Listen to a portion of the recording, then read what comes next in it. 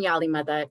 My name is Shafina Khabani, and I am the current Executive Director of the Georgia Muslim Voter Project, but here today on my own personal capacity as a member of the Ismaili community. I will be the moderator for today's critical conversation.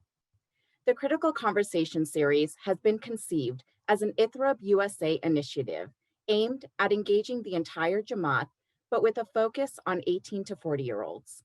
The series aims to explore the critical questions of our time within the context of our faith.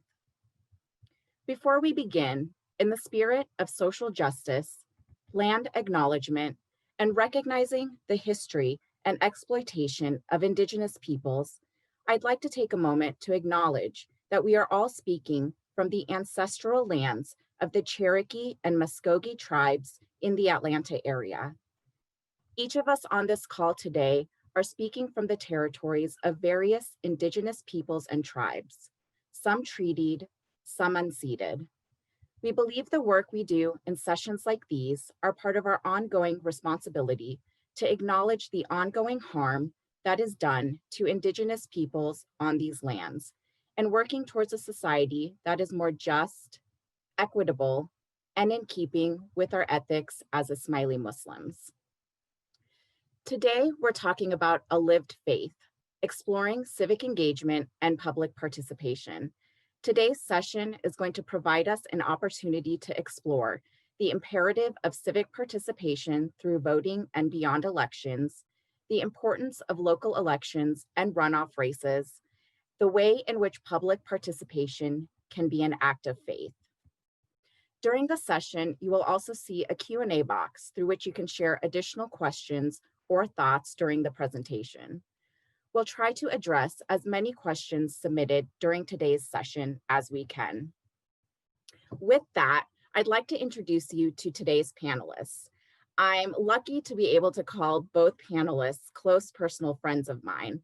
In fact, Munir, who I will be introducing more formally in just a moment, joked that we're going to be having the same discussion that the three of us have together on a daily basis, except that we're going to be doing it on Zoom today. So first, let me introduce you to Umer Rupani. Umer is the former executive director of the Georgia Muslim Voter Project, or GAMVP as we like to call it, a nonpartisan organization dedicated to enhancing civic engagement in Muslim communities. For his work with GAMVP, Umer was selected as a Muslim making change by Muslim advocates. Additionally, Umer is the national program manager for Camp Mosaic, which he has volunteered with since 2009. Through his education, experience with minority communities, and dedication to nonprofits, Umer aims to challenge existing institutions to be more equitable and representative of local communities. The issue areas Umer organizes around are voting rights, youth advocacy, and enhancing minority voices. Next, we have Munir Magjani, a progressive thinker and a social entrepreneur. Munir uses his professional experience and community involvement to play a critical role in connecting and mobilizing activists on social justice initiatives throughout the nation.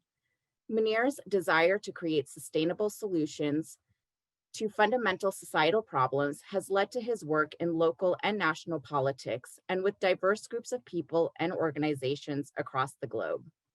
Munir's passion and commitment to service is an evident driving force in all his undertakings. He lends his time and knowledge by serving on several boards, including the Emory University Alumni Board as president-elect, Georgia State's Rialto Center for the Arts as board chair, and several other local and regional boards. Munir is a commercial and investment real estate broker with Sands Investment Group and an entrepreneur based out of the Southeast. And before we begin our discussion, we'd like to note that the views of our speakers expressed during the course of this discussion are their own. We also acknowledge that both of our speakers are male, millennial, well-educated, South Asian Khoja speakers who live above the poverty line, and that these opinions stem from a certain background and do not represent the entire community. So let's get started. For the first question, I would like to pose it to both of you, actually. You both have a significant amount of time in your professional and personal lives being civically engaged. Could you share some background about the work you do? Sure thing. First of all, thank you so much for welcoming us to this space and having this critical conversation. I'm really excited about the dialogue that we're going to be able to create today and hopefully continue forward afterwards. The background that I have in civic engagement, I'll start with our work at Georgia Muslim Voter Project, stems around the theory of integrated civic engagement. And what that means is that there's no single act of civic engagement that is more important than another. Registering to vote is only a single step that somebody can take in their journey of civic engagement. If it's not followed up by education around the different impacts that local government, federal government have on our day-to-day lives, and after that education, taken into action by voting or by connecting with your representatives or running for office, the original act of registering to vote has no meaning. And so we look at our community from a holistic perspective to be able to see what are all of the ways to get them to be civically engaged, whether or not they are eligible to register to vote or are naturalized citizens of the United States.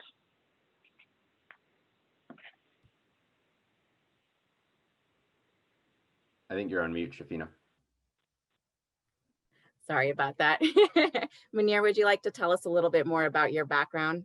Yeah, so I've never done any of this in a professional manner, but just always been a very grassroots individual. I started to get involved about 6 or 7 years ago and realized that there was this mystification around politics where people were not only super confused about it, but thought there were all these barriers to get in touch with either elected officials or candidates who are running. And so what I've really done is help demystify that process and be a bridge builder for individuals who are like, oh, I would love to meet candidate X or Y and Z.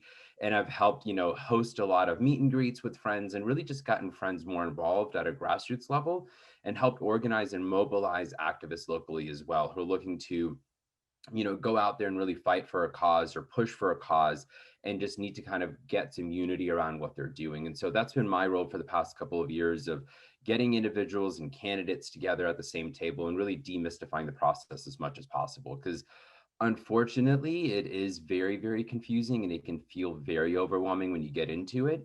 And like Umer said, when you go beyond just the voting part, it can feel like you aren't important enough or don't deserve to have access to the candidates. But it's very important to remember that they are here to represent you. And they literally can't do their job if you don't reach out to them and talk to them because they don't know who wants to do that. And so I always encourage people to pick up the phone and just call or email your local representatives, and you'd be surprised how often and how quickly they actually get back to you. And to expand upon that, what are some of the motivations for you to do this work, and in what ways is it an act of faith? It's an interesting question. I think for me, I've always enjoyed being a bridge builder. And so that's what got me started in it. And then you look at all the underrepresented minorities, right? So us as Muslims, as South Asians, as immigrants. If you look at Maslow's hierarchy of needs, when our parents migrated to this country, they were focused on food, water, and shelter, right? Makan, pani. Because of them, we were able to stand on their shoulders and go to that next level. And for so long, American politics has, for all intents and purposes, ignored the Muslim South Asian immigrant because they didn't think we were important enough or didn't, vote as much as we did. And so a lot of it has been the ability to realize that it is a privilege that we're able to do this. When our parents came here, they probably didn't know how to do this. They may not have spoken the language, or they weren't even worried about it because they were just worried about basic needs. And so we've got this privilege that we're able to do this. And so it's time for us to fight for our seat at the table. And as you see in Georgia, it's going very well, right? They say like the Asian American population really turned out and shifted how the elections are going, which means we have the power. And we need to realize that for so many of us, that still it doesn't exist. There's so many individuals who still don't have the right to vote. I've got family members who still don't have the right to vote. And so how is it that I don't or can't, right? If we did a, vote for, do you prefer yellow or brown sukrit, every Ismaili would come out and make sure that their opinion was heard. But then when we do major elections, we're too lazy to get involved because we don't care. We think that they're still corrupt like they were back at home. So I think that's been my major motivation to get involved. In terms of it being an act of faith, I think policy is so important in determining everything that happens in our life. And so, as Talim students who grew up reading like Kalila and Dimna and like the Fountain of Stories, you look at your ethical principles, right? Or you even look at the AKDN ethical framework, and it talks about inclusiveness, compassion, healthcare, respect for life, a sound mind. All of these things are policies. Like, it sounds great when we talk about it in AKDN, and you think, okay, like, it ends up in sustainability, right? And so I need to recycle at Jamaat Khan and recycle at home, but there are major policies around every single AKDN framework. And when our voice isn't heard, if you're a believer in that framework, you're not doing justice to uplift it and make sure that your policies and your values as an Ismaili Muslim are being implemented in the country where your voice is open to being heard. Umer, I'd love to hear a little bit from you as well, as to what your motivations are for the work you do, and in what ways it's an act of faith. Thank you. To Munir's point, one of the I learned this definition a while ago, and I live by it.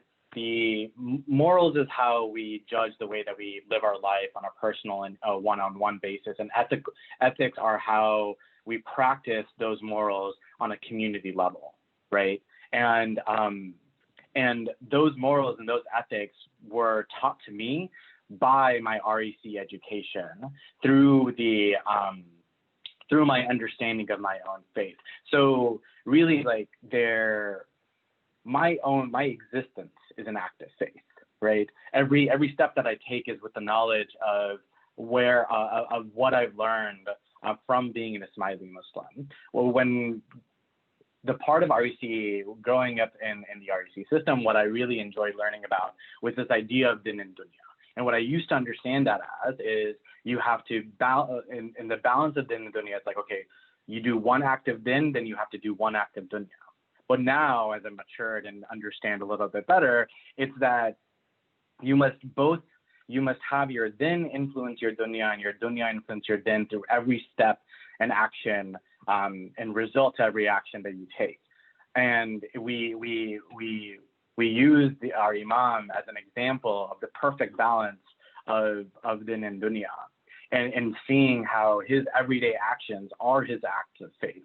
So every decision that I've made as the former executive director of the Georgia Muslim Voter Project, and every action I take as a private citizen in this nation where I have the right to vote and be able to voice my opinion, is me using the intellect that I've been given to be able to make the world around me a little bit better. Another definition that I really enjoy from our faith is what the purpose of education is. The purpose of my education is for me to better understand Allah's creations and the world around me so that I can make a better world for them. And if I understand the injustices around me and don't use every bit of opportunity I have to make the world at least a little bit better of a place, then I haven't done my part, not just as absolutely as a human being, but most especially as an Ismaili Muslim. I haven't done my part. And lastly, what I'll say is, along those lines, in Camp Mosaic, we have this very simple idea that rings throughout our program, and that's being participant-centered.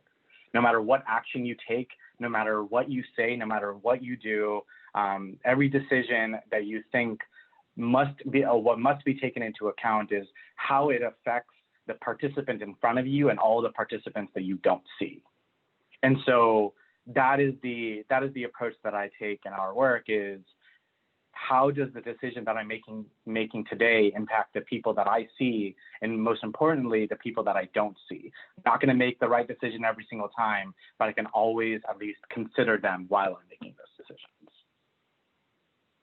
Thank you for that reflection. And so now that the viewers know a little bit more about the work that both of you do and what your motivations are to do that work, I'd like to kind of shift the conversation to our recent elections.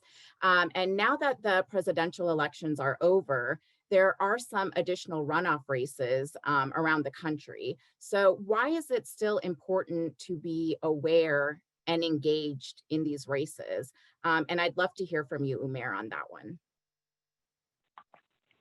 Absolutely. So Munir spoke a little bit about the importance of our voice and the power of our vote as Muslim communities in across the nation. What we have to recognize is that in this runoff, since in both races for the Senate seats, none of the candidates went past 50% of the votes, taking it to a runoff. We're given a very specific, it's not an opportunity that we get every day where our vote, the power of our vote, has increased exponentially, right? The vote of Georgians has increased exponentially, because yes, the vote that we will be making has an impact on on our lives locally in Georgia, but it's going to reverberate throughout the nation, and I dare to say throughout the world, right? We've already seen the impacts a Senate has on the passing of stimulus packages, judicial confirmations, immigration practices, so many impacts on a federal and I must emphasize on a local level, which Munir is going to talk a little bit about later. Our vote as Georgians has increased exponentially because of that. And what we have to consider is if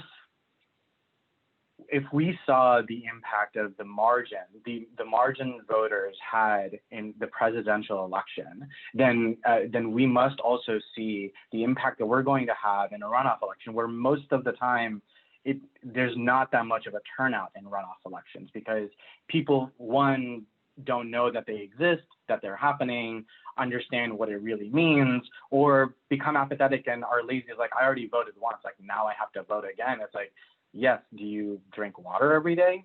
You have to, like, just because you drank your fill of water yesterday doesn't mean that you can stop drinking water for the next few days. Like, you have to continue to use your voice, because just because you feel the need, you don't feel the need to speak, doesn't mean that there aren't others that need speaking for. And I love that water analogy. That's a very nice way of explaining it. So thank you for that. Munir, while the focus right now is on the national races, why is engaging in local politics important? Yeah, so, Umer kind of talked about, right now we've got this US Senate race that's going on, right? And for those who may not know, there's the US Senate, there's the US House that makes up the National Congress. And then you've got the same thing at a local level. You've got a local Senate and a local House.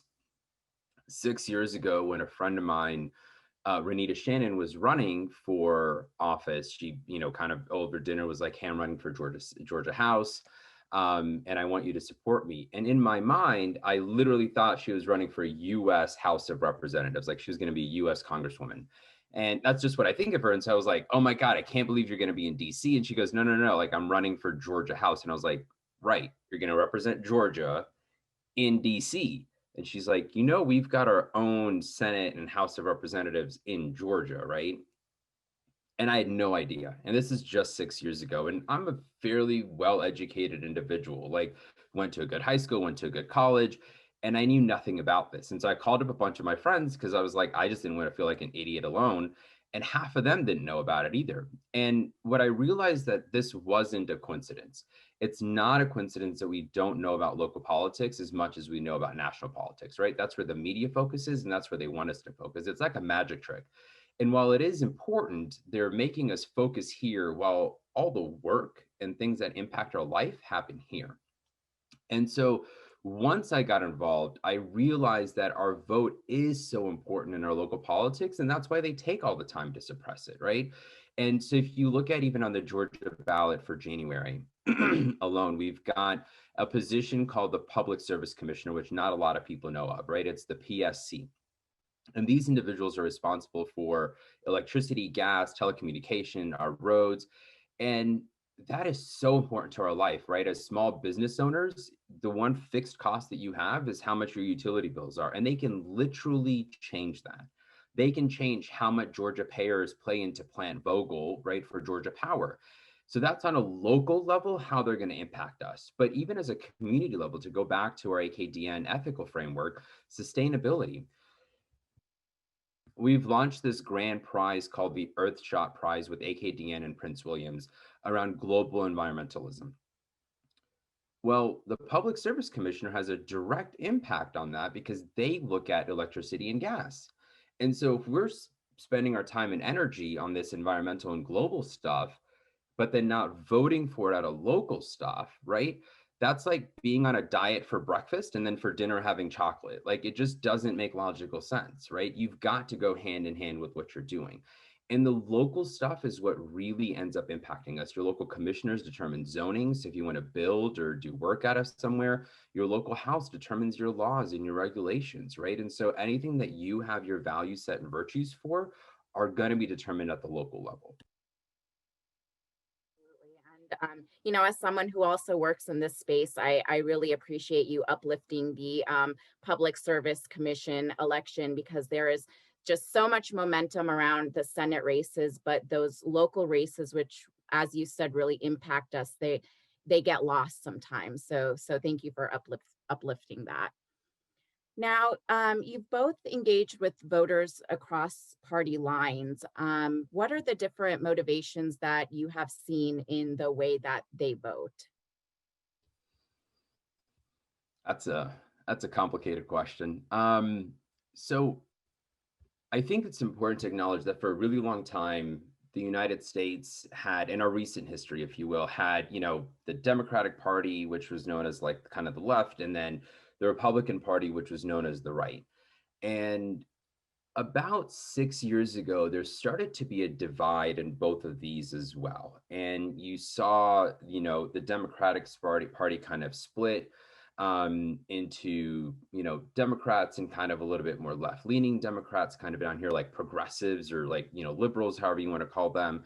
And then there was the, Republican Party. And then that went down into, even more kind of conservative traditional parties as well. And it's split internally.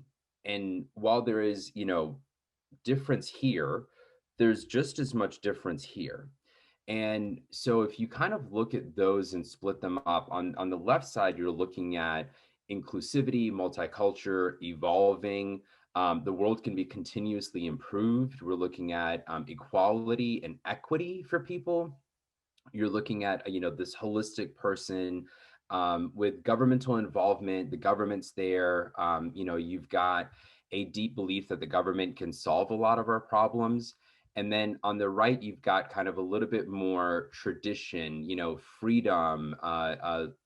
We are who we are, and let that world go, right? And you've got higher standards of, or more focus on, not a higher standard, but more focus on morals and ethics of so said. And so I think there's some very interesting differences that come out of that in terms of how we look at the person holistically, right? So on the left, you may look at a little bit of expansion of government, healthcare, increase in minimum wage, rights, citizenship. And then on the right, you're looking at in a effort to lower taxes on wealth, limiting government regulations, more restrictions on immigration, limiting access to, other rights that may now become more of a privilege as a result of that.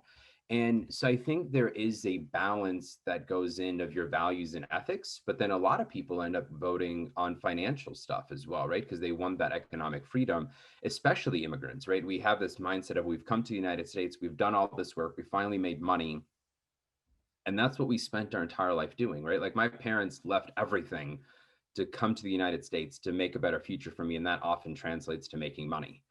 And so that becomes a very heavy rock when individuals are voting for a certain party or not for another party. I'd love your thoughts on this as well, Umer, especially given that you're kind of in this work in a professional manner. Yeah, absolutely. And I appreciate what you just said is, you know, especially in our community, you see the role economics plays in the choices that people make, in who they vote for, whether or not they vote, so on and so forth. And I think that, you know, it's very easy for us to come and say, money should not be the only thing that you think about when you're making this type of decision. Like, you have to consider the ethical ramifications of the votes that you're making, and so on and so forth. But like, we have to realize that where our community, specifically our Smiley community, comes from, we have to look at that historical context, and we can't take an essentialist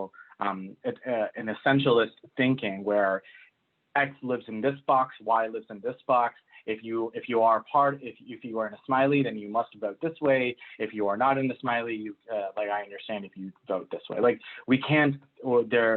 Me myself, I'm a complicated individual. I have, you know, I base my vote based off of where I am physically, the family that I have, my religion, my education, you know, my future prospects, if I want to have a family in the future. All of those little things are determining how I want to vote.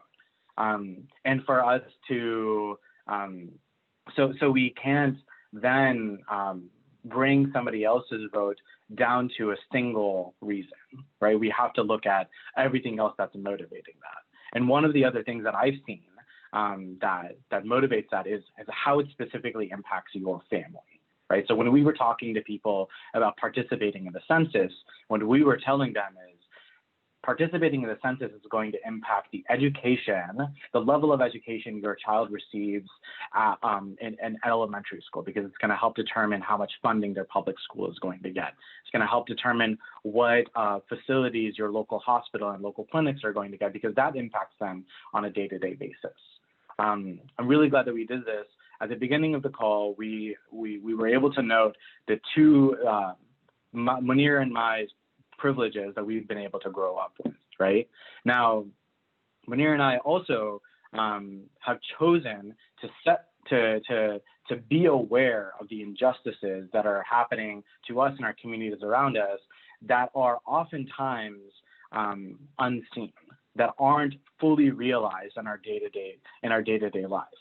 If I truly wanted to, I could be completely ignorant to the impacts that federal, state, and local governments have on my day-to-day life. I could be absolutely ignorant to it and live a completely happy life, but I've chosen not to, right? So part of it is education. Part of it is helping building an understanding of the actual impacts that take place. Because if I was from a different generation, if I was from had a different education, if I was from a different community, came from a different family, lived in a different part of the state, if any little part of my life was a little bit different, I may not care about these injustices, right? And so we can't fault people for not having been given the opportunities to be educated if they weren't given the circumstances around them didn't allow for that, right? But we can challenge them to educate themselves now. And so we have to take that responsibility, and that's what we're doing through this type of forum, to be able to educate everybody. And before we move on to some audience questions, I have one last question. We saw a record number of voters turn out during the elections. how do we continue this engagement after the elections are over? Umer, would you like to answer that one? Sure, I can start off, and Munir, please chime in whenever. So everybody says this about basically every election, that this is the most historically important election of our lives, right? Now, you can't judge the historical importance of an election or any action in the present time. We can only judge its historical importance in retrospect. And so the impact of this election, January's election, are only going to be seen as important if our community continues to stay engaged in ways that don't just involve voting, right? For example, to extend that actually, there's a large part of our community that isn't eligible to be registered to vote. Are we then saying that since they're not eligible, they don't need to be civically engaged? Absolutely not. What we're saying is that we need to give them opportunities to be engaged so that when they have that eligibility, they know how to use it. So the ways that we can do that is one just by educating ourselves. Hazir Imam, in his book of collection of essays and Where Hopes Take Root, I highly recommend this, to read this, talks about how a democracy can only be fully realized if its electorate is properly educated about the democracy's actions and its its components. And so we have to, as a community, continue to educate ourselves about the way that we can be engaged and how the different practices in a government impact us. We should be okay with, as private citizens, protesting when we feel the need to, and we feel just in doing so, because that is also an act of civic engagement, as is donating to local organizations and volunteering for them as well.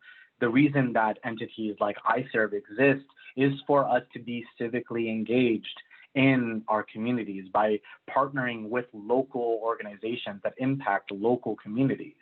As well as Munir has mentioned, engaging with representatives, just understanding, trying to have an open dialogue and conversation with those that represent you so that they can actually hear what your needs are within your family, within your community, within your society. Those are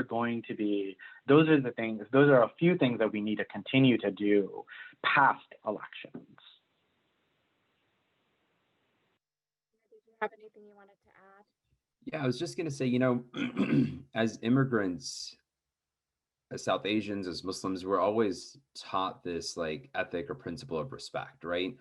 And that flows over in some many great ways. But in politics, what I realized for the first few years when I was involved, a candidate could come, say whatever they wanted to, and I would just be like, yes, this candidate came and spoke, and I love it. And then a few years go by, and I'm like, they really didn't say anything, right? Or what they said was not good or not okay or not my value or not my virtues. And so what I've learned is that these people are literally there by your privilege. Like they are there for you. So hold them accountable, push back, tell them what you want. That's what they are there for. And if you don't lift up your voice, I promise you there are a million other people calling their office and telling them exactly what they want. There were certain bills in just our Georgia House in regards to language that would make it very difficult for our own brothers and sisters to like get driver's licenses and do all of these things. And it looked like it was going to get passed. And we had a lot of people actually pick up the phone and call and say, hey, Representative so-and-so, I live in your district, area, whatever, and I don't want you to vote for this. And that's what they are there for. They are literally there to represent you. So don't be afraid. Don't be scared. Don't be so respectful that you don't push back to put your values and virtues on them, because that's what they're there to do, right? They're there to be an amplifier and a megaphone for you. So I just encourage all of us to actually voice our opinions to your representatives. If I can share an anecdote really quickly. So within the Somali community, here in Atlanta, we had actually a really beautiful example of both engaging with your representative and the act of protest in such a unique and smart way. A member of our community, Samad Haqqani, who's a 16, 17-year-old high school student, gathered his fellow students in Gwinnett County to hold a demonstration at their local school board meeting because a teacher was being reprimanded for just having a poster of saying Black Lives Matter in a virtual classroom, and she was put on administrative leave because of just having a poster. And so Samad and his fellow classmates went to a school board meeting to show their frustration and to show how that for them as private citizens and as beneficiaries of the public education do not appreciate this action from the school board. And that was not met with any hostility. It wasn't met with any anger towards them or anything. It was met with utter, first of all, amazement, dumbfoundedness, and also just appreciation for these students who we know the role that the youth plays in our community, but we also see that the youth is oftentimes the segment of many communities that's told you literally don't have a say. You literally don't have the right to vote. You literally don't have any say in what's done in your life sometimes. And they decided to step up and say that, no, we are beneficiaries of this program and we feel that there needs to be a change. And a change was made. And so the simple act of protest and engaging with their representatives impacted so many lives. And I think that we can all use that as an example for how we can continue to engage civically.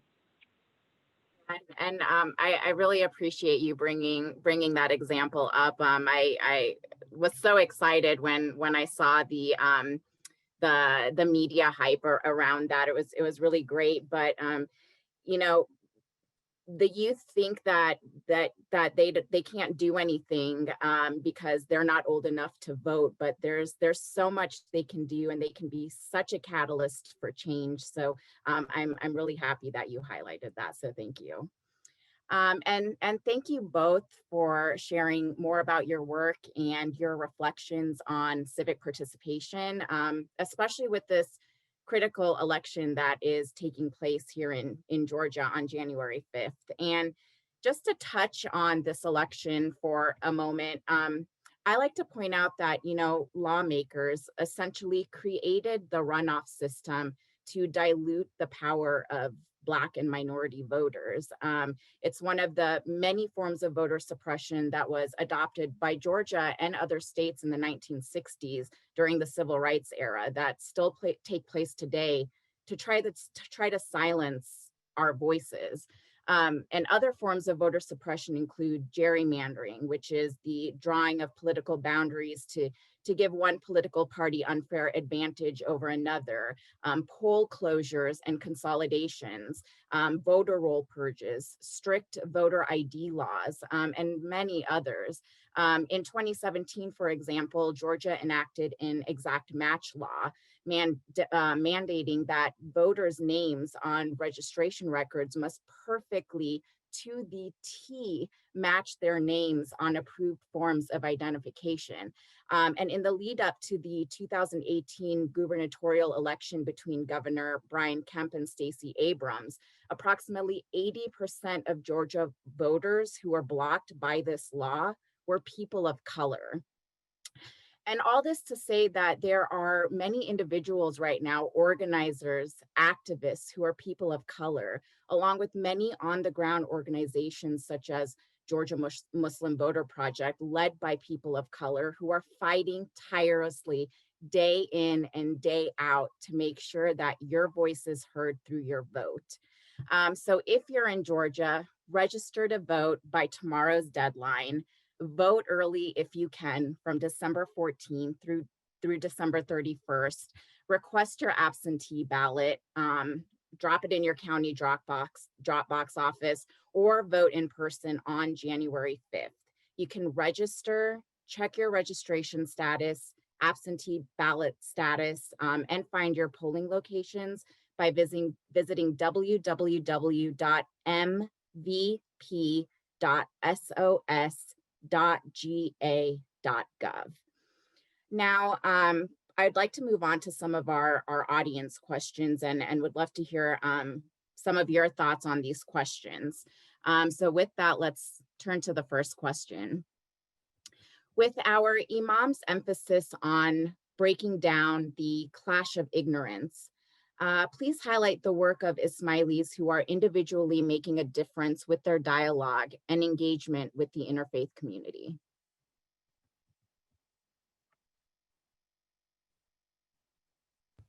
So, I mean, I think I can highlight both of you, right? So, the work that the Georgia Muslim Voter Project does, and, so the three of us are friends for anyone who doesn't or hasn't figured that out yet.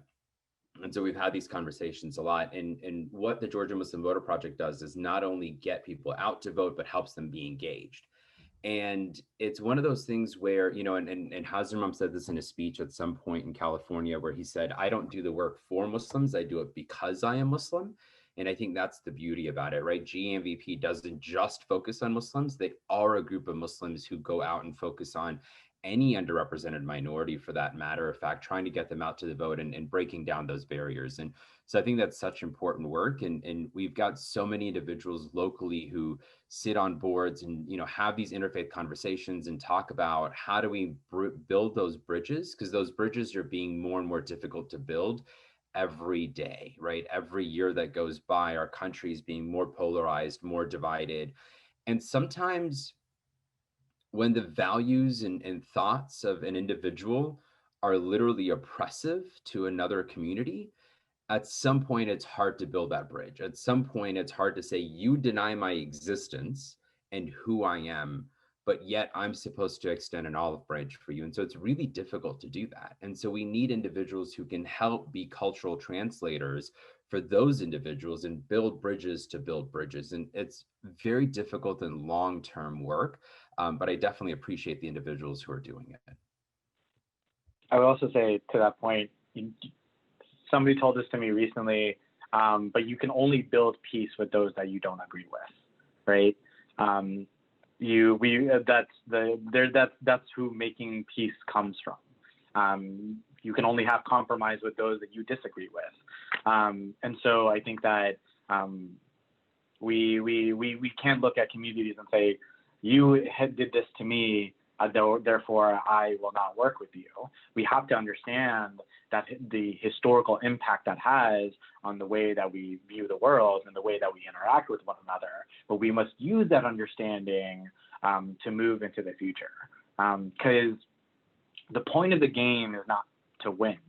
The point of the game is to continue to be alive and existing. It's to continue to be part of the conversation and have a say in the ways that our community is treated. So if we treat each decision not solely in the way that it's going to impact us today, but also how it is going to ensure the existence of our community well into the future, right? That approach is necessary. And I think there are a lot of individuals that are doing that. I'm not as familiar with the interfaith space as Munir is, but yeah. And being here in Georgia and working in this space, recently I'm hearing a lot about burnout because we had the presidential election and then we're thrown right into the work of the runoff races. So how do you keep your motivation going when it gets overwhelming?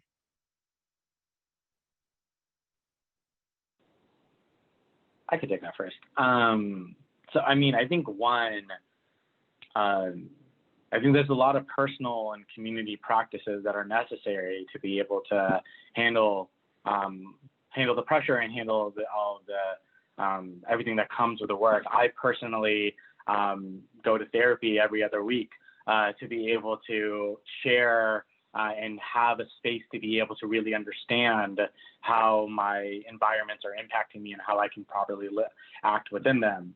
I have a meditation practice. I also am very connected with my family and my friends and my community. So I immediately see when I'm not engaging with them, or I'm not talking to them, or I haven't met with them in a while. I immediately see my mood shift, and I see the pressure building on me even more. And so I think understanding what your needs are, and not being afraid to put those in front, and taking a break when you need it, not waiting to take a break until you come to a brink, but taking them ever so often so that you never get to that brink is really important. Yeah, I think it's definitely difficult work. So I choose to do it with friends, you know, making sure that the people I'm in the fight with are people that I actually like. Um, I choose core values. I pick things that I fight for, that I believe in, and things that move me and are at my core part of my virtues and ethics. Because if it's not, and if I go out to fight for something that I don't believe in, I'm going to be depleted very, very quickly. And so if you choose things that are important to you, right? Women's rights, climate, sustainability, whatever that may be, there is an internal motivation that comes from that as well. And so I think it's very important that you be true to yourself and not just go out to be a justice warrior because it's the cool thing to do. It's going to die out very quickly, and you'll be shown and exposed very quickly as well.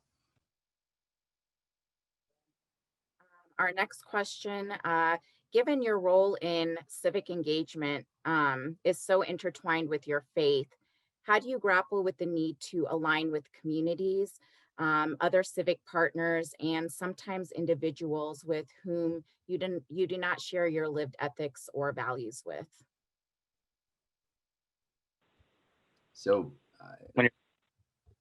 I have to, I have to deal with this a lot, right? So I do a lot of outreach work in general for the community, and there's times where the person across the aisle I don't agree with.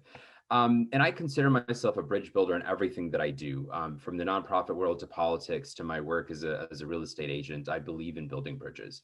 And so I think the first thing that I always try to do is humanize the other person and find, like, they've got a family, they've got life and kids as well, right? And I don't think, I mean, some people are, but I don't think they're intentionally taking the time out to just be opposing me to oppose me. And so I think once you realize that the person across from you is also a human being who's got problems and issues and, the occurrences of daily life, you can build that connection. And then I'm just very open about who I am. And I tell them when I disagree, right? And sometimes it's enough to disagree, to agree to disagree. And sometimes I feel that I have to push back because I have to fight for those individuals who don't have a voice at the table, right? So I acknowledge that I have a privilege to be in that position, to be across the table from some of these individuals. And with that privilege comes a necessary comfortability with uncomfortable conversations. And that means telling them that, like, I don't believe in what they're doing, and what they're doing is hurting people, and being brutally honest and having that open dialogue. Because if I keep all of that stuff in, we go back to me needing a lot of mental health issues, because, like, there's no way that you can do that work and just, like, pretend to be who you are not. With that said, I do believe that there always can be some sort of a shared focus, right? We all love Georgia. We all love our communities. We all love X. So let's focus on that. And how do we make that shared concept that we all like, and that Venn diagram, and focus on that and continue to build those bridges and have those conversations over time?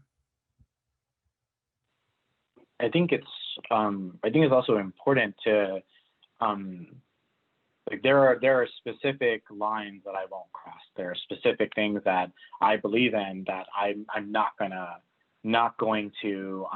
budge on in any way, right? One of those is just like inhumane practices, and when it comes to those lines. But along saying that, you have to also know where you are comfortable bending where appropriate, right? Like I said before, like, you can only make compromises with those that you disagree with, and make peace with them. And so you have to, if you're coming into a conversation where it's, I'm going to stand my ground and they have to bend towards me no matter what, then even if you come to a decision, it's not going to be one that's going to last into the future, because they're going to have a grudge against you now, right?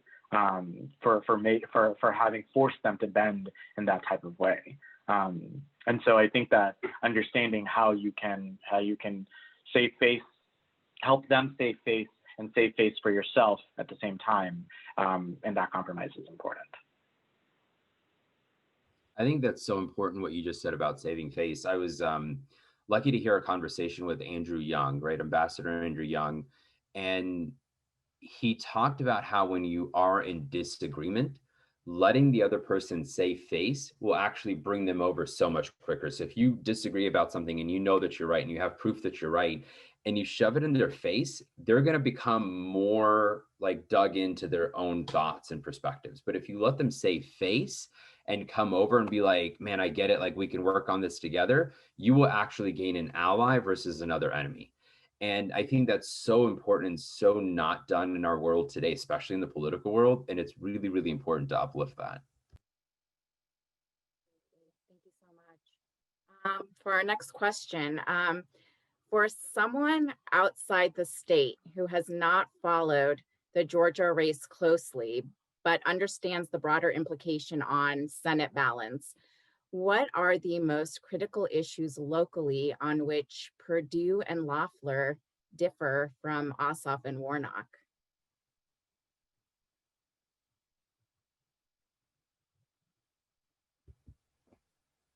That's a difficult question to answer without getting in trouble on a ITREB call.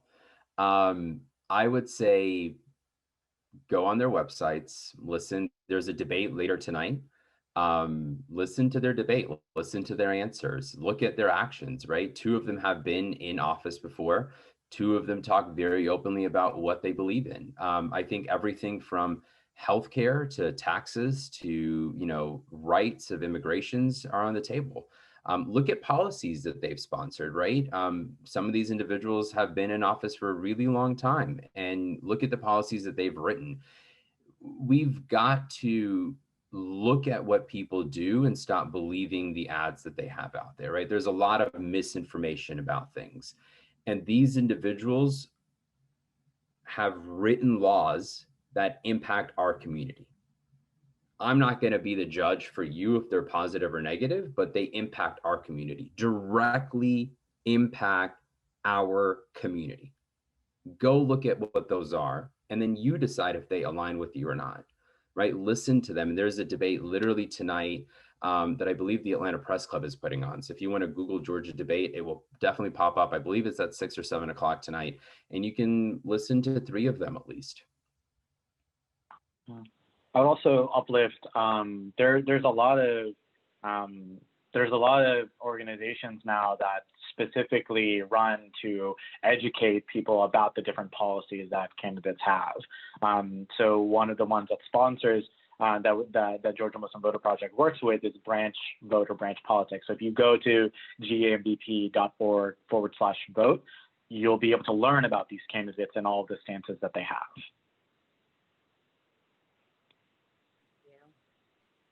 And we're getting a note it is on CNN. So the debate is on CNN. So transitioning, while we're talking about the politicians who are running in this race, how can we hold politicians who we vote for accountable from both parties for their contributions and votes towards military spending instead of spending on our own education, healthcare, and other issues? Yeah, so I think it's important that you hold them accountable from the beginning, right? So if you don't vote for them, they don't have a reason to listen to you. If you vote for them, but then don't tell them what you want, they don't have a reason to be held accountable for you, right? So it's this continuum that Umer was talking about, where you've got to vote for them, then you've got to tell them exactly what you want from them, and then you've got to hold them responsible and accountable, right? And you can do that by, putting together a group of friends. You can do that however you want to, but it is important that you do all 3, because if you miss one, then you have a right to, but it's much more difficult to come back to someone and be like, how did you vote for this? Why did you vote for this? Because they can say, that's what the people told me to do. That's the platform I ran on. You then never tell me that you wanted to do something differently, right? So it's important that you do all 3 and then have the confidence, the know-how, and the wherewithal to know that you have the ability and you should pick up the phone and call them and say, Not on my watch, not with my vote, right? And I do that all the time where I call people, and it doesn't matter if you're a Democrat or Republican. If I don't agree with you, I will tell you that, because that is the only way they can do their job. So consider it as a favor to them when you pick up the phone and call them and tell them how you want them to operate.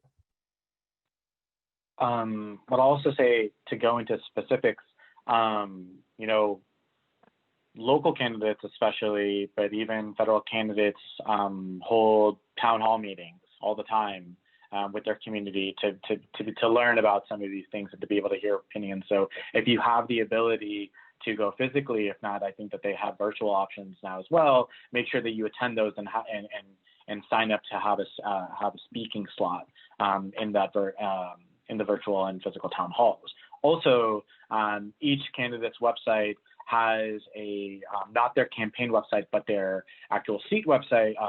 So that once they become representatives, their website will have an email address that you can contact and a phone number that you can contact. And they have to keep track of who calls them, why they called them, and like what the result of that is. And they have a paper trail of that. So making sure that you keep calling them until you get somebody on the phone that will actually be able to address your need.